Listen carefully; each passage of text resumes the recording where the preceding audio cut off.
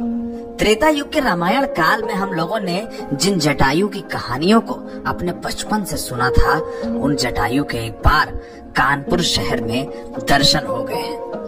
कानपुर शहर में रविवार को आई ये तस्वीरें शहर में चर्चा का विषय बनी रही। लोग ये कहते रहे कि रामायण काल में जिन जटायु की बात सुनी थी, इस बार एक विशाल जटायु रूपी पक्षी के दर्शन हुए हैं। लोगों के बीच इस बात का कौतूहल बना रहा कि अब तक जिन जटायु को सिर्फ रामचरितमानस में या रामायण सीरियल में देखा था, इस बार उनके जैसा एक पक्षी उनके बीच में था।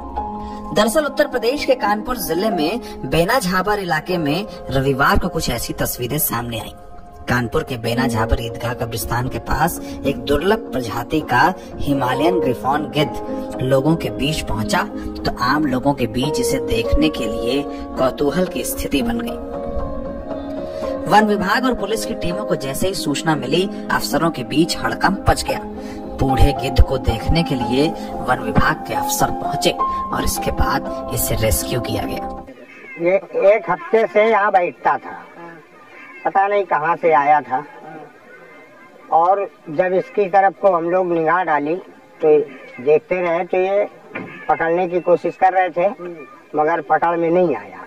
वो किसी तरकीब से आके नीचे गिरा तो हम लोगों ने उसको पकड़ा, इसलिए कि इसके चोट चपेट ना हो, और इस तरीके से उसको हमने अपने पास रखा करीब 2.5 घंटे रखने के बाद हमको इस बात की खुशी हुई कि लोग बताते थे कि भारतवर्ष में गीदड़ नहीं है, और इस पे कई लोगों ने इनाम भी अखबारों में सुना था हमने, मगर इनाम की कुछ बात नहीं थी। ये था गिद्ध देश से क्यों भागे, कोई मुसीबत या कोई ऐसा मामला तो नहीं आने वाला है। और जब मैंने गिद्ध को देखा तो हम लोगों को बड़ी खुशी हुई कि हमारे देश के अंदर गीदड़ अभी हैं, मौके पे मौजूद हैं।